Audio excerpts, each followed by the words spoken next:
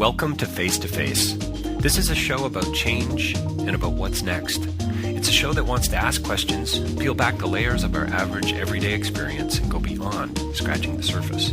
We interview amazing people with incredible ideas and stories who have done wild, weird, and wonderful things. Remember that imagination shared creates collaboration, and collaboration creates community, and community inspires social change. I'm David Peck, and this is Face to Face.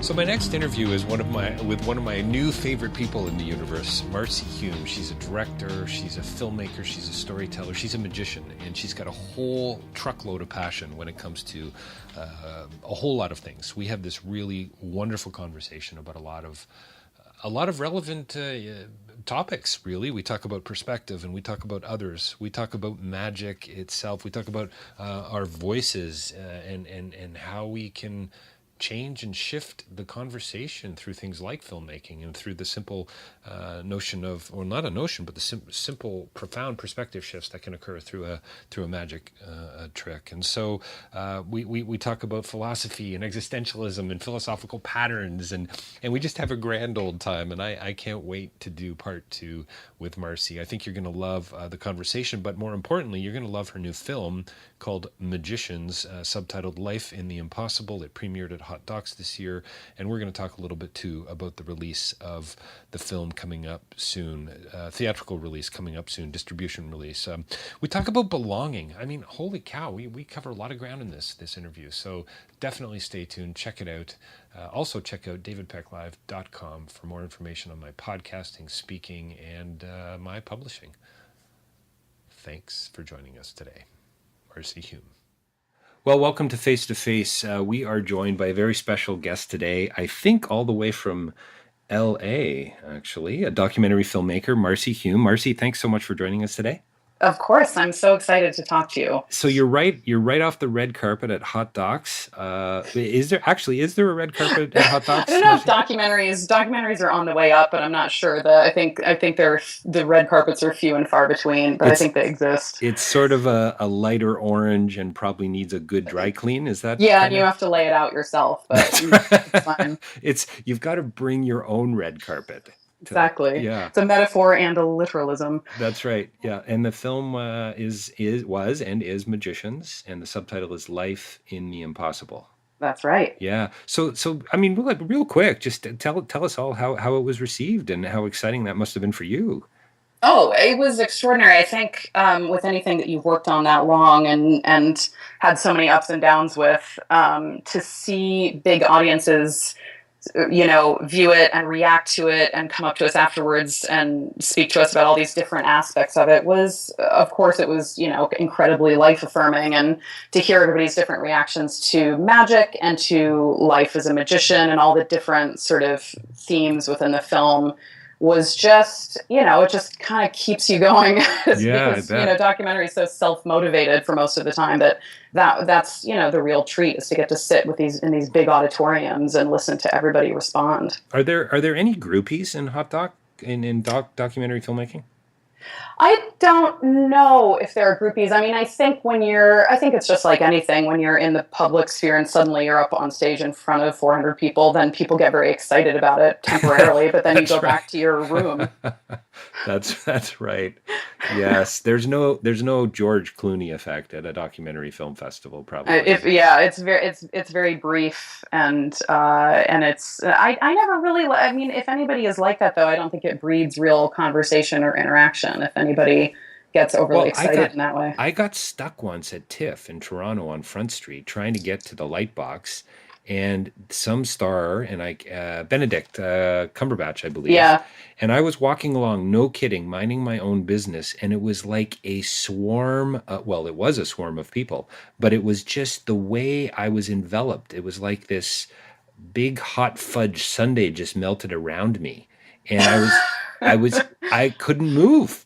It Yeah, was I've been it was long scary. fascinated by behavior around celebrities. When I was a youngster out of college, I worked in off-Broadway theater, and we'd have celebrities in all the time, and I would watch the kind of behavior around celebrities, and it's really its own form of human interaction that does not breed any kind of real connection, but it's very animalistic and primal It's in a weird. way. So just to beat this one to death here a little bit, did you sign any autographs, or did you just have to take selfies? I did sign a very limited number of Yeah, autographs it's all from selfies now, they right? were mostly film. I think they were kind of film school kids. I mean, they were very sweet, and I liked it very much. But I think the real great part about that is when you learn. I think we all have to learn this: how to have real conversations with people. It's good. After screenings or performances, when sometimes there's a strange sort of power dynamic going on, and I think learning to cut through that and cut to the chase and talk about real ideas is a real power. I want to talk a lot about a lot of things, Marcie. I'm gonna just quote you now. I hope you don't mind. But when we first sort of connected on email, you said that one of the things that you wanted to talk about, or thought that we might talk about, was, quote, why first world character docs still count as instigators of social change. And you put an exclamation mark there. I mean, I agree. Like, you're preaching to the converted here, but tell me more about that. I mean, it's fascinating that, yeah.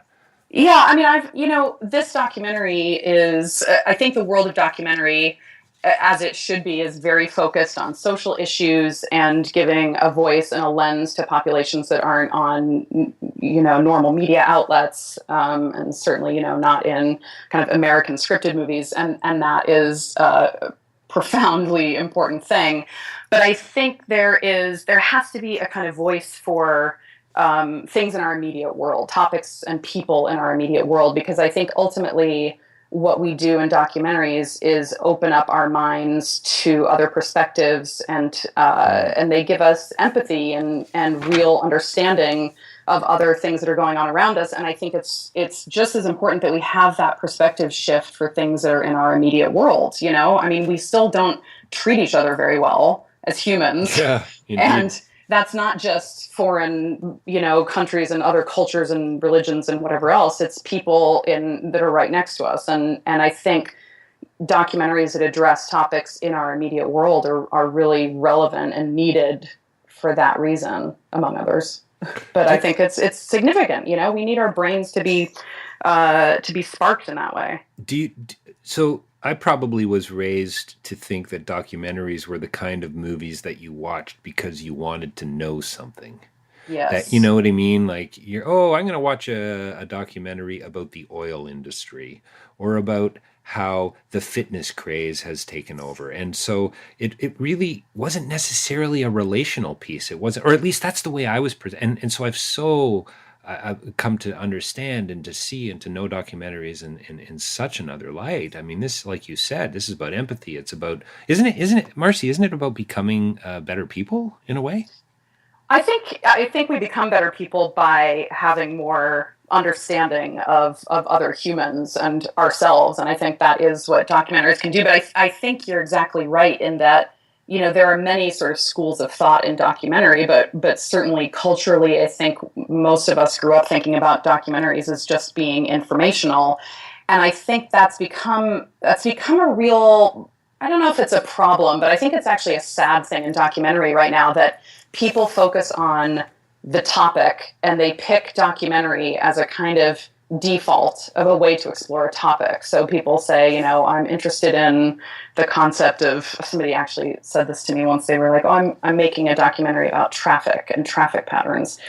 And I thought, okay, well, what's the story? How are you telling the story? Sure, sure. And they're like, well, I'm going to interview some people. And it's kind of become this, a kind of watered down version of what I consider to be an art form. I mean, I think hopefully a lot of people do, which is that you're crafting a story and an experience in a way into a part of the world for people. And it shouldn't be just a default that you sit down and interview a bunch of experts and slap it together and call it a documentary. There needs to be other layers of aesthetic and truth and exploration of deeper themes to make it an impactful film. Well, And otherwise you yeah. just end up with a really long corporate video, don't you? Oh, absolutely. And I think that happens all the time now. And you see, I mean, I feel like I can spot it a mile away now from the way people talk about their projects. And I just think, oh, they haven't thought this through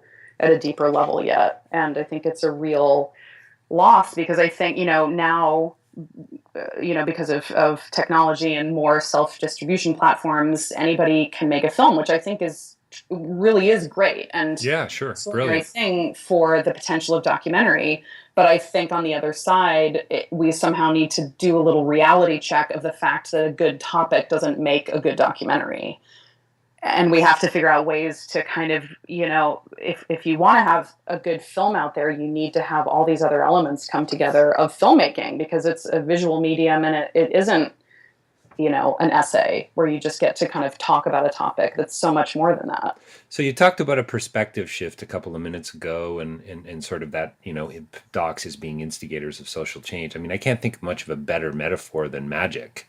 Exactly. To talk about perspective shift, because that's really, I mean, I can't remember exactly. It might have been John Armstrong, one of the magicians in the film, who said we don't know everything, and you'll hear magicians say that all the time, right? This whole idea of wonder and mystery and going beyond scratching the surface and so on. There's more going on than meets the eye, right? Right.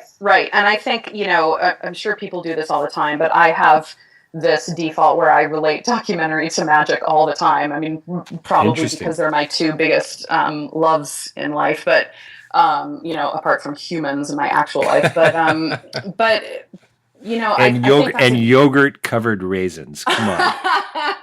And any sort of ice cream product. Okay. That's third on the list. Good. But let's just clear that up right now. Yeah. But I think that's exactly it. I think what drew me to magic is the same thing ultimately that drew me to documentary, which is a sort of a profound perspective shift. And I think those are the things that keep us alive. I mean, they're the things that keep our minds alive and keep us finding new ideas and experiences and get us out of, we're sort of built to fall into patterns of thinking and patterns of experience. And I think we need to take a strong hand in making sure we don't constantly stay in those patterns. And magic and documentary both have this sort of infinite potential to provide that shift for us. Well, I think too, it kind of comes up in the film, and having been there myself doing magic for years, one of the frustrations I've found is, I love your phrase, by the way, built to fall into patterns, because you didn't go the whole DNA route, because I don't like that deterministic edge. Oh, that's just right. it absolves us of any kind of responsibility, right? And it takes choice out of the conversation. But if we are sort of built to fall into these kinds of patterns, when you vanish a coin, it seems more often than not, people immediately want to know where it went. Right. And so instead of staying with that moment, indwelling it, enjoying it, it's an immediate, oh, quick, we got to get on Google and find out how that's done. And as a magician, that used to drive me nuts. Yeah. It used to drive me crazy. And it kind of comes up in the film a little bit, but not a lot. You really clearly consciously spend more time, I think, with the mystery than you do with the solution, I guess, if that's a way I can say it. Oh, definitely. Well, hopefully we spend no time with the solution, because I think, the only flip side of the kind of mystery for us was exploring what it takes to reach that mystery and different ways of doing that, because ultimately that's what committing your life to being a magician entails, right? It's like chasing down, well, hopefully it does for good magicians. It involves chasing down different inroads to that experience for people. And I don't know, I mean, it annoys me too when people just default to wanting to discover method, but at the same time, I think for some people that's part of their process of deepening the experience. I think, if they go through that and they need to find out, and most of them obviously don't really find out, or if they find out, they find out a very cursory sort of aspect of it, but I think it ends up deepening the unknowingness of it. And so people like you and I have to just kind of grit our teeth and get through that moment. That's right. It's just so and trust and know that they're having that experience I of can't, Marcie, mystery. I can't tell you how much I mean, I enjoyed the film. So first off, we're already 12 minutes into the interview. Congratulations on the film. It's Thank lovely, you. it's compelling, and I hope everyone sees it, Thank you. including magicians, by the way. Um, Yes. but I loved that moment, and I think it was with John again, John Armstrong at the Comic-Con convention, where a father and a daughter, maybe, he does a little bit of magic, and Yes. I just I'm getting a little shiver, and it's just so you just I capture know. the moment so well.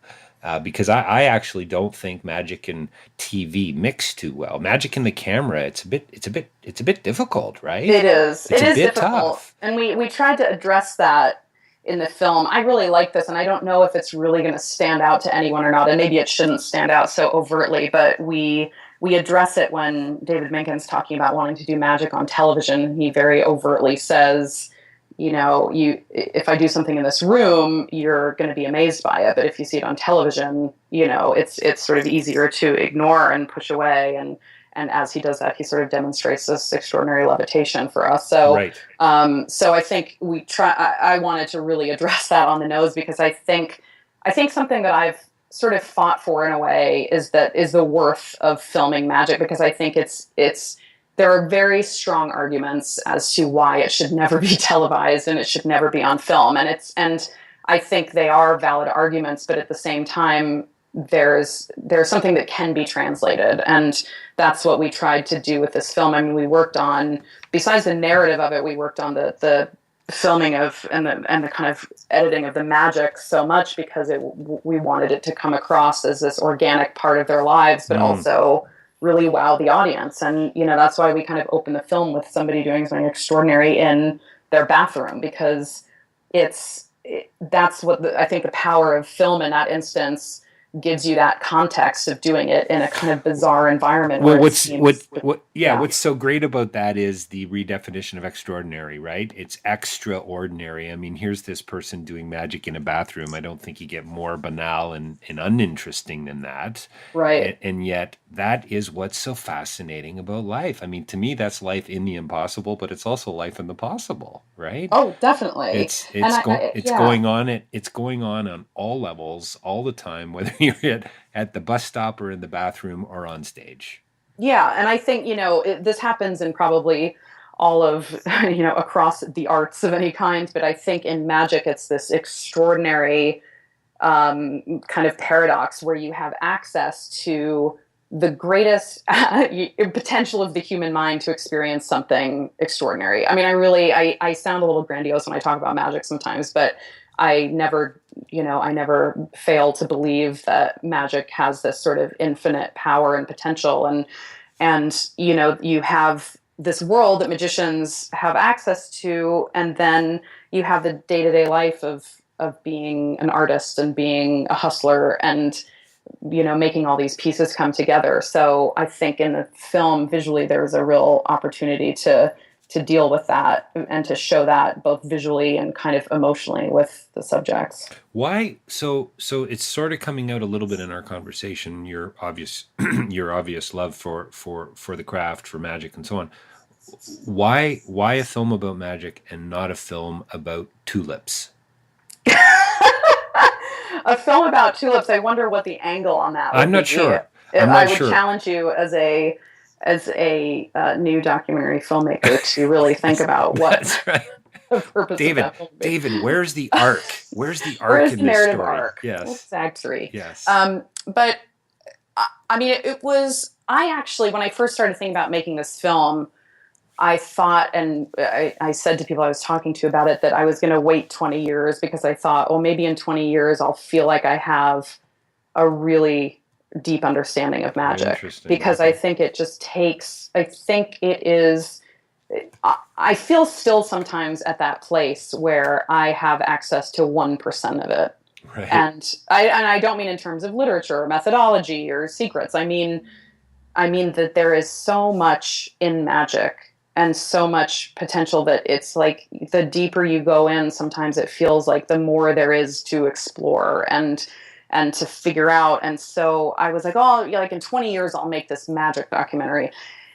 And then, uh, and then somebody at the Magic Castle was like, you just need to do it now. You just need to use what you have now and do something now because as a kind of practical philosophy, I sort of thought, well, I guess that's probably the right thing to do. And I don't know if it was the right thing to do or not, but I mean, I think the film I would make or will make in 20 years would be very different. But of course, but this was what came out of the time that I was there and starting to film. And, I'd been studying magic for some time, but I don't know, this is what emerged out of this time in my life with magic. And it serves, a couple of big purposes, which, for me also is giving people, a general audience, insight into magic and a little bit of what it is to be a magician and hopefully changing that mentality a little bit. Sure. So you're concerned about the perception of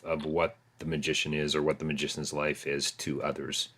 I am, yeah, because I think it distracts from magic at times. And I like the idea of sort of fighting that tooth and nail, like really sort of doing whatever it takes to show people the other side of things and show people, because I think ultimately if they have stereotypes about magicians, then they're not open to magic, and that is a real loss. So is it the wonder for you? Is it the mystery? Did you see, like for me, honestly, I was about 6 and I saw a magician at a church, a woman, which is really interesting, a woman dressed up as a bunny rabbit pulling 25 feet of tissue paper, which I've now come to know as a mouth coil, out of her mouth.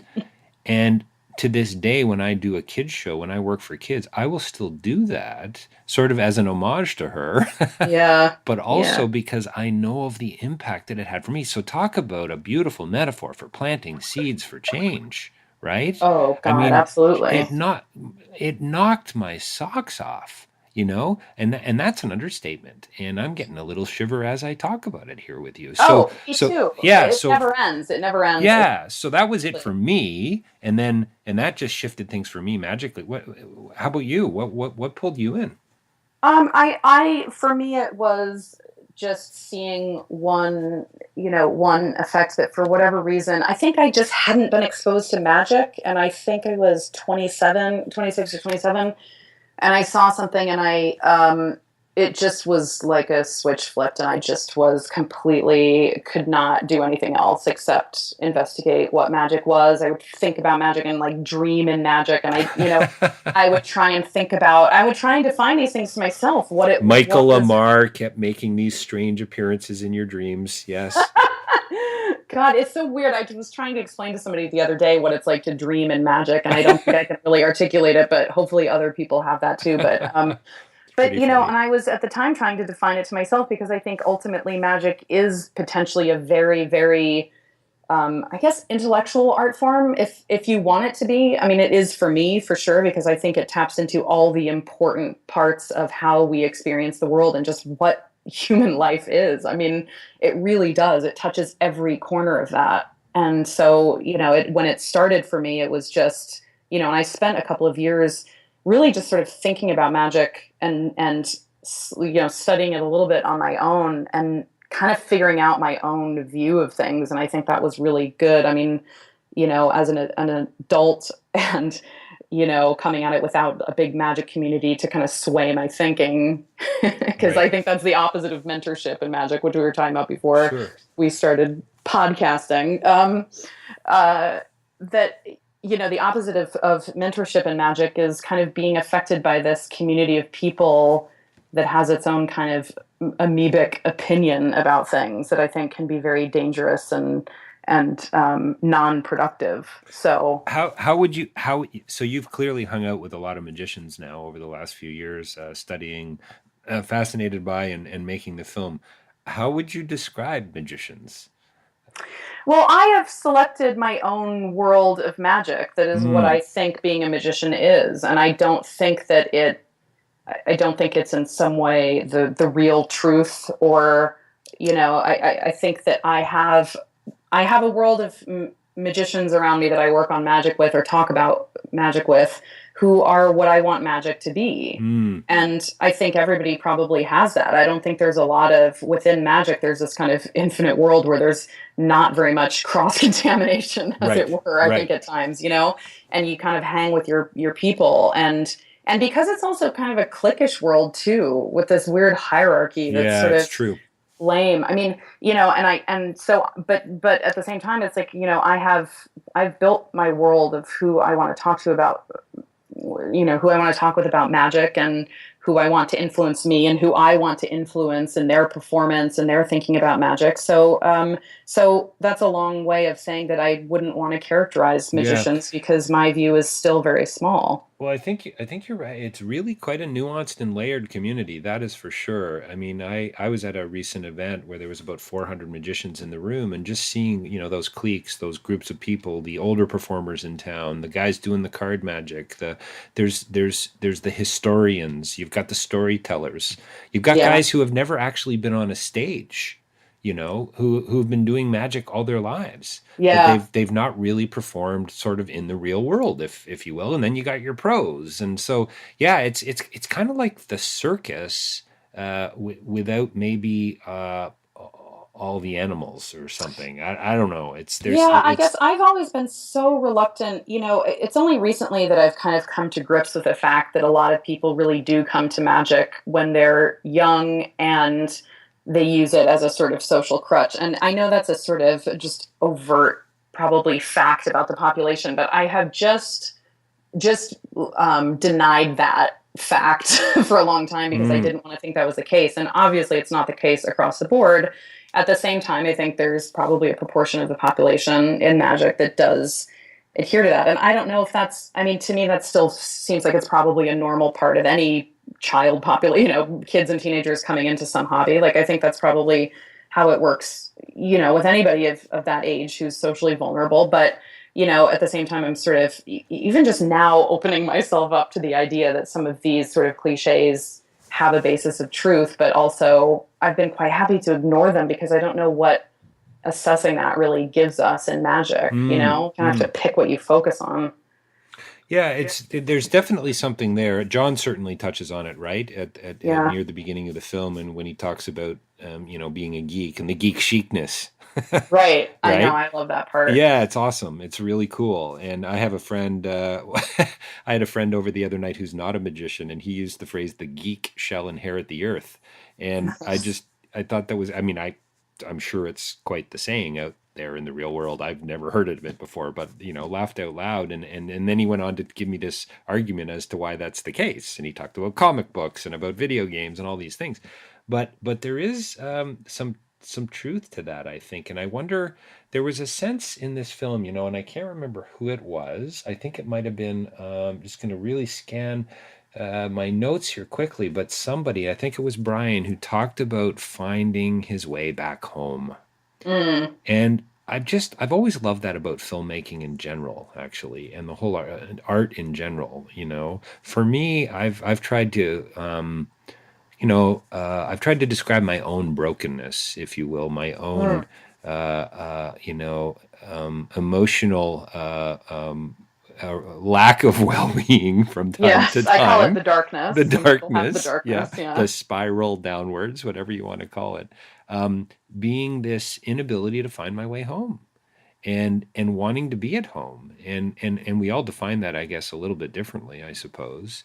And I don't mean within the four walls. That's not what I'm talking about, because I think we can be at home driving a car. Oh, yeah, of Right, course. right. And I don't know if you were going for that in this film, but I definitely got a sense. And now maybe it's because I felt a level of commiseration with these guys that maybe the average viewer wouldn't, just because I've dabbled for many years as well. But there was, yeah, I don't know. Is it okay to say an Absolutely. existential sadness or something? I don't know what it was, but Sure, of course. And I think that aspect of kind of finding a home in magic is very overt in certain parts of the movie, especially in certain areas towards the end. And that's and I think the process in documentary making often is that we're sort of observing and filming and talking to people, and you see things emerge in people's lives, and you kind of go down a certain thematic pathway. And I think that was something that was always emerging with a lot of the, well, at least two of the subjects in our film, that magic did provide a home. And Right. I think that's so applicable outside of something like magic or even outside of the arts, because I think most people don't feel a real sense of belonging. Mm. I mean, I think that's very hard to find. I mean, I sometimes ask, this is like, sometimes we'll ask people like, oh, have you found your people yet in the Right. world? Because it's Right. like, it's people know, I think usually if they feel like, and most people I think say no, because it doesn't feel, it's hard to find a kind of network of people that really feel like they get your view of the world or your Right. philosophical outlook or your way of living or whatever it is. And I don't think that magic is an easy home for people, but I think it can be definitely kind of the best case scenario out Yeah. of, not a lot of, So other options. let's go down that route a little bit here, if you don't mind. So existentially, so the existentialist would say that the magician is actually running from something, because Mm. they've found a home in magic, because they weren't able to, they weren't able to run into that freedom of not belonging. Does that make sense? Yes. Yeah. Does that make Yeah. sense? Yeah. Absolutely. And I think that is probably more to me what emerges in the film when you talked about an existential sadness. I think it's more of that sort of running from the void. Like, there is definitely a sense that some of the subjects at least came into magic because there was this kind of I don't know, lack of foundation behind them, and it Sure. was Yeah. something to kind of sprint into for sure. And I think it's a warm, welcoming world that Oh, that can kind of consume you. So, absolutely. but Yeah. I also think, in that sense of kind of, you know, uh, you will have to correct me if I'm wrong about this in terms of, in kind of the nihilistic view, it's like you ultimately meaning doesn't exist. We're creating meaning. We're creating, that Oh, kind of what the purpose of life is in the sort of positive spin on it. And I think that is what has, that's what magic really gives us, I think, as an art form. It gives us that sense of our ability to create something that feels powerful and meaningful, and that our experience of the world can be so stunning, and really give us this power in the unknown, in the lack of answers. Because that for me is what is my sort of number one feeling with magic that I cling on to, is its celebration of the unknown. and I'm going to go with your subtitle of the film. I mean, that really is it's a postmodern subtitle. It's a postmodern statement, right? I mean, isn't that what we're all trying to figure out? Like, how the hell do we get along in the impossible? Because really, there are answers out there, but they're through lenses, they're through filters. We're not going to figure it all out. Yeah, Right? And so definitely. we do have to find our way home, or at least our version of it. And magic might be a part of that, and maybe mathematics will be a part of it for some. Mm. But I think for me, life in the impossible has to be rooted in relationships. And I think for me, magic, even though for some of the guys in the film and for many of the magicians I know, it's acted as almost a fourth wall between them and relationships. It's also Right. given them access to hundreds and sometimes thousands of people that they never would have been introduced to, had they not picked up a pack of cards. Definitely. And I think well, I actually really want to address 2 points of yours. I mean, one is that back to, that kind of question of, that question of life in the impossible, and the fact that, we will never have certain answers. And I think for me personally, that was always a very difficult aspect of life, that, the sense of kind of meaning and truth and all of these sort of concepts that feel very built into us, we don't really have ready-made answers for, and the nature of our existence. And I think that is what magic really can do, is give us a very powerful, explosive sort of joy in being in that unknown. I think Yes. magic in that way serves as almost like an experiential metaphor, or an experiential way into loving the unknown and being okay with the unknown. Being okay with it. Yeah. Hey, how's this? Being at home with the unknown. Yes, right? but that's it. That's it. And that's what, ultimately I'm striving to do. Yeah, same. As a person. Same. And I think most of us are, Marcie. I really do. I really truly believe that. And I think that's where, just to go a little existential, that's why most of us do run from our freedom, because we're pissed off that we can't have answers. Right? Yes. And so what do? We run away from it and we fill it with something else. Yeah. And I think the instinct to fill it up with something else is just what most of life ends up being, because it is terrifying. The absurdity of life is scary, and so, but I want to make sure I address your other point, though, which is that I do think, magic is a way, as you said, of ultimately massively connecting with people. Mm-hmm. And, John Armstrong says it in this really, one of my sort of favorite moments in the film, when he's talking about not being able to connect, sometimes being, it's not being able to connect. It's like being scared of the intensity of the emotion that magic can create. Because ultimately, magic taps into this real intensity within people, this real intense experience. And that can be a lot, you're creating that for people and you're kind of with them in that experience. And I've been overwhelmed by that in performing something for people where they are so blown away. And it's scary to me that they're going through this experience that I remember really well, because, I only came to magic as an adult in my 20s. So I remember how floored I was, and it's intense. It's an intense way of connecting with people. So I think that's the other side of the weird, kind of social stereotypes. And what a beautiful way to create memories, and even if what I love about magic is I've loved hearing people talk about an effect that I did years ago that I know that I never did. Oh, I love that too. And so the memory clearly something resonated, and what resonated was the feeling that was created, and that to me is remarkable.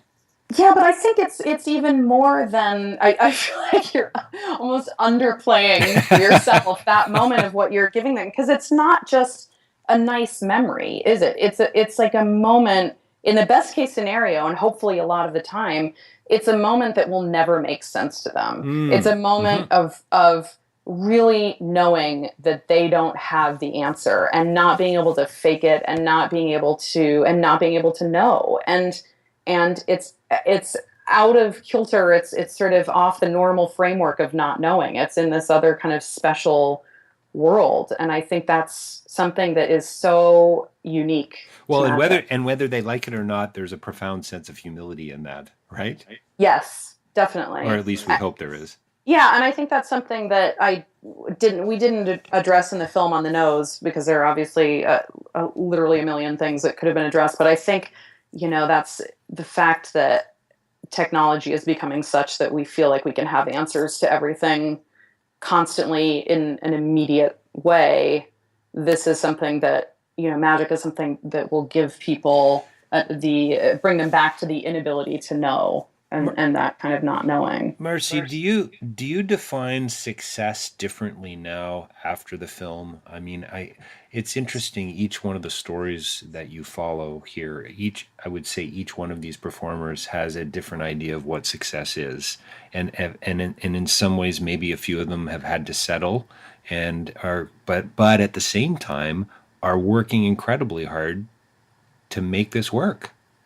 Yeah, I don't know if my idea of success has changed because of the film. I mean, I definitely think in the film, the film shows you and sort of solidifies the idea that success is really in your experience of your world. I mean, I think we each are only, the success is a sort of feeling of achieving something that was important to us and measuring it. And, I mean, this is incredibly obvious, but you see people who are successful in a worldly way that feel none of the joy out of that. And then people who just have a life where they revel in ideas and conversation and are philosophers. Congratulations on that point, on being a philosopher, and live, and have found ways of not only being successful in a worldly way, but just living in a world of ideas and relationships in a great way. So I just think it's so incredibly subjective. And I think you do see that in these people in the film.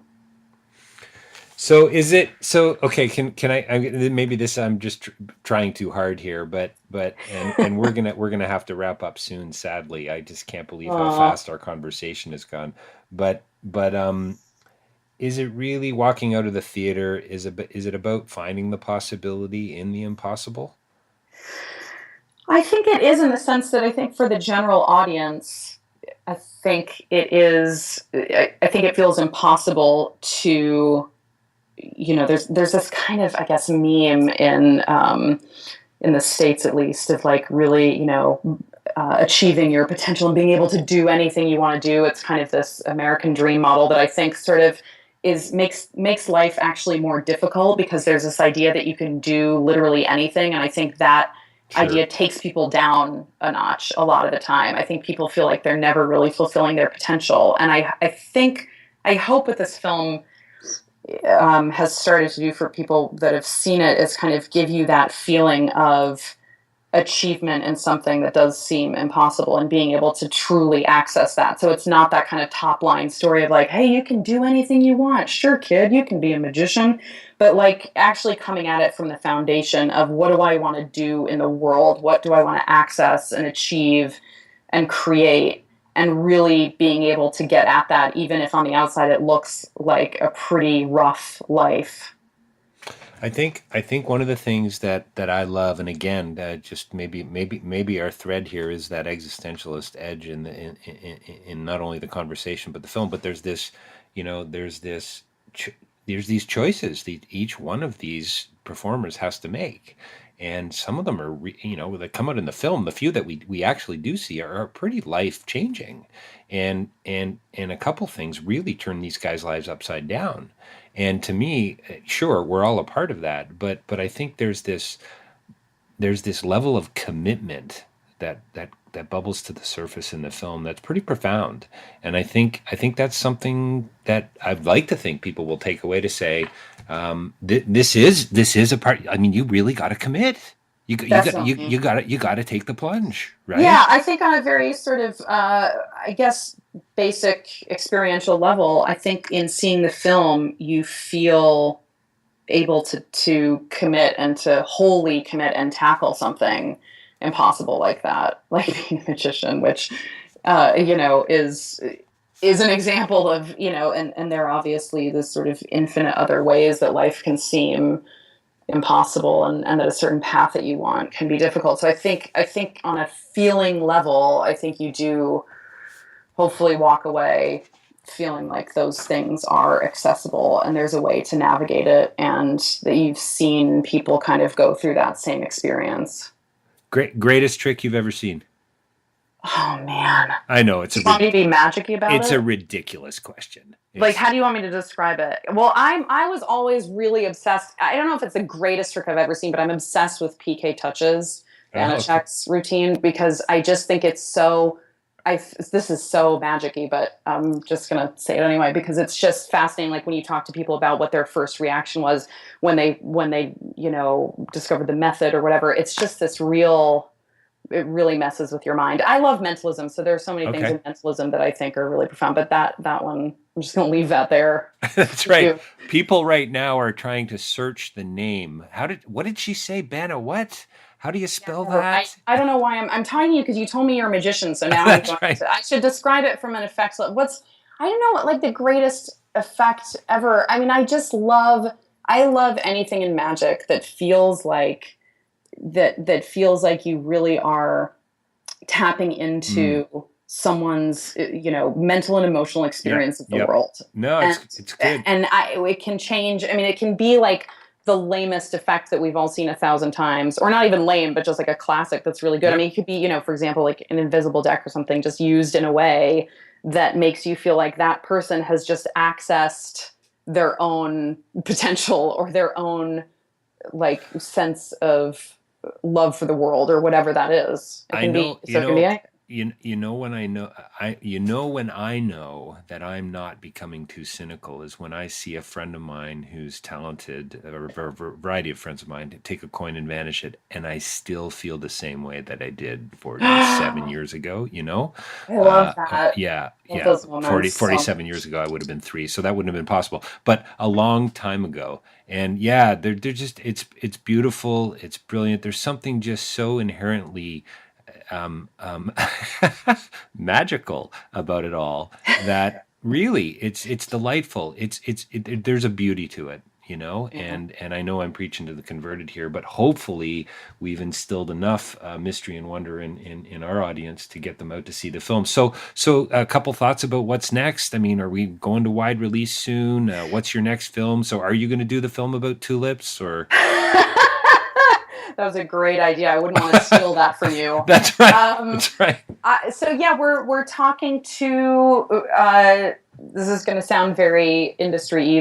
But it's very plain. But you're from LA. You're from LA, so we expect I know. that. I mean, just but we're figuring out distribution this week. Really, I mean, we need to make a call in the next couple of weeks of who we're going with. We don't have any we're just really excited to pick the best option of getting the film out far and wide, and that's the goal. So we're figuring out the best route to go down for that. And then as far as the next thing, I mean, I work in television full time, and that is a whole other kettle of fish. And at the same time, am working to get together the best next sort of indie doc and live more in that world as well. And that's my sort of way that I've navigated this industry. And so I have a bunch of things that I'm sort of thinking about for the next one, but you got to be so ready to do it. You have to just be so ready, because everything will come down on you and tell you that you can't do it in documentary land, because people don't have a frame of reference for what it really takes, and nor should they. Nor should everybody have that idea. So you just have to be ready to put on your suit of armor and go for it. So I'm kind of regenerating and getting back to that point. Yeah. Well, I mean, you're kind of proof in the pudding of the film itself. I mean, that commitment, we were just life in the impossible, right? Yeah, it is. You've lived it. How long did the film take? About 4.5 years. About 4.5 years. Start to finish. Well, you know what? This has been a delightful conversation. Congratulations on 4.5 years of incredibly hard work, but I hope you are encouraged because it's a great film. And again, I hope everyone sees it. Magicians, Life in the Impossible. We've been talking with Marcie Hume, the director, probably a producer, writer. Yeah. I mean, did you do a little bit of everything? Oh, of course, yeah. My filmmaking partner and I shot most of it and, did a lot of editing on it. You do what you got to do. Well, thanks for your time today, Marcie. I really appreciate it. Thank you. I loved talking to you. Thanks.